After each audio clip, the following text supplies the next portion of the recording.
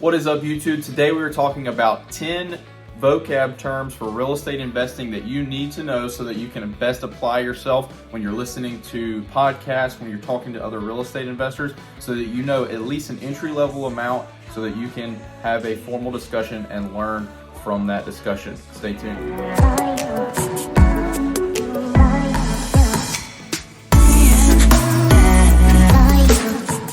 So these are not in necessarily any particular order for importance. I would say all of these are pretty equally important, and so we're going to jump right into it. The first thing is you need to know what a seller's market versus a buyer's market is. So what that means is a seller's market means that there are less houses than there are buyers. So right now we are in a strong seller's market, seller's market that we've seen in a long time. The inventory is very low. Typically, in a buyer's market, you're going to see over 6 months of inventory. Right now, we have a less than one, and that would be even considered a balanced market. So in a buyer's market is when there's a bunch of houses available and not many people want to buy. So that's what we're not experiencing right now, is we've got too many buyers. The next, equity. You need to know what equity is. This is a pretty familiar term. Most people are going to know this if they are in and around investments, period. But what this means is what that asset is worth minus what you owe on it. That is the equity. So if you have a $150,000 house and you owe 100 grand on it, then you got $50,000 worth of equity. So equity is the next one. The next thing is knowing the difference between a short-term versus a long-term rental. A lot of people nowadays are just saying, oh, I got an Airbnb, and they don't actually understand, or they're like, oh, I want to get an Airbnb's. That is short-term rental. There's other apps that you can use, things like that. What a short-term rental is typically is something that is rented for less than 90 days. Now it's becoming more like there's been a bunch of things that have changed there. But typically on a short-term rental, you know, you're looking at somebody that's staying there less than 6 months for a term. And a long-term traditional rental is somebody that's signing a year lease. So that's the kind of your rule of thumb. We can get in the weeds of, oh, well, I would consider this not a short-term rental, all that stuff. Entry level is if it's less than like 3 months, that's short-term. And if you're going for a full year lease, that's a long-term traditional rental. Stuff in the middle, you can call it whatever you want to. I'm sure there's a fancy term for it, but just we're talking entry-level stuff here. So the next thing is cash flow. We need to know what cash flow is. And a lot of people think that this is just what is my mortgage payment and what is the rent. And we're going to take the difference of those, and that is my cash flow. Wrong.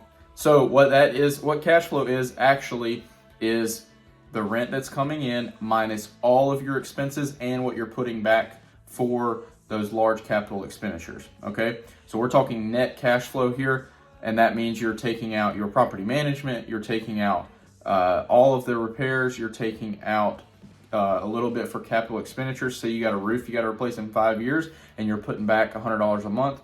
So it is not just the mortgage payment and the difference of that and the rent, okay? So the next thing is cash on cash return, and this is an important metric that real estate investors use to see what they are getting directly back on the cash that they have invested in that project.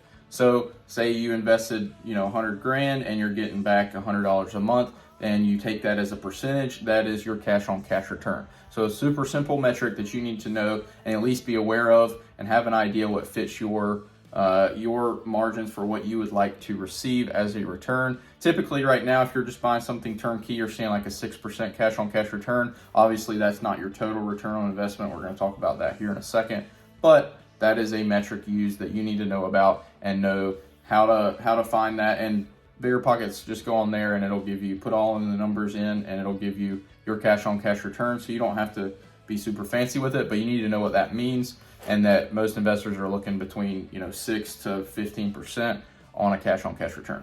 Next is appreciation. This is another way that real estate makes you rich. A lot of people like appreciation more than cash flow depending on their financial situation. So, a lot of folks that don't really need extra income that they get taxed on are buying more for the appreciation so that they can build their net worth without having to pay taxes on it directly. So what appreciation is the property going up in value over time. Now over the last 30 years, we've seen real estate is always going up and to the right. There's been dips, there's been big crashes, but it always is going up and to the right and appreciating over time. And that is what appreciation is something going up in value over time. The next thing that you need to know is what is wholesaling versus flipping or wholetailing.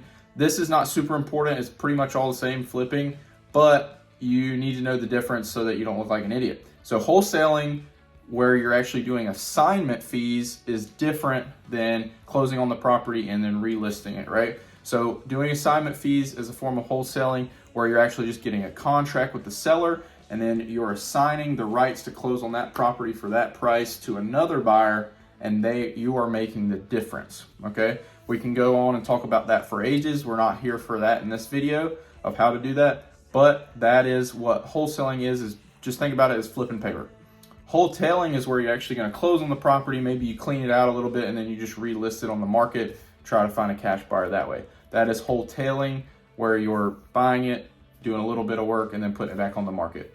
A true fix and flip is when you buy the property, you put all the work into it, you get it really nice, and then you list it on the retail market and you're looking for a home buyer that's going to actually live in it.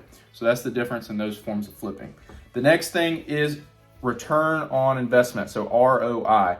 You need to know what that is. You don't need to know every little thing about how it's calculated, but in real estate, your return on investment is not just the money that you put in versus the money you get out. It's also your debt pay down, appreciation, cash flow, and the tax benefits and the tax savings that you get, all combined create that return on investment.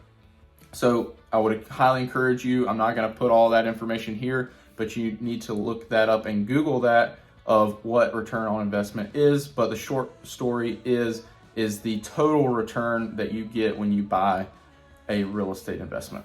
The next thing is BRRRR. You need to know what this is. It's become a big thing now, and I'm doing it myself, and it works, and it's awesome. So what this is a form of buying real estate where you don't have to do the traditional put 20% down and spend a bunch of money. So what you do is it stands for buy. So you're going to buy the property at a discount because it needs a lot of work. We're not going into that today. We're just talking about what this is so you're aware of it. You're going to buy that property at a discount because it needs a lot of work, or the seller has something that they need to get the property sold quickly. You are going to renovate that property. You're going to hire contractors and get that work done. Then you are going to rent that property out to a long-term tenant, or short-term if you want to do the BRRRR. We're not going over that, but simple BRRRR is get it rented out. And then you're going to go back to the bank and say, hey, I just did all this work to this property. I think it's worth this now, and I'd like to get a new loan on it of 75 to 80% of its value so that I can get all that money that I just put in back out. Now, how you get the money and how you pay for the property and the renovations is whole nother video of using private money, hard money, all that fun stuff. But we're doing a quick and dirty, I'm having my first real estate conversation list. And then the final thing is you need to know what ARV stands for. This is a term used by a lot of agents, investors, and it is the after repair value. So when it comes to investing, the true key to it is knowing what something is worth, right?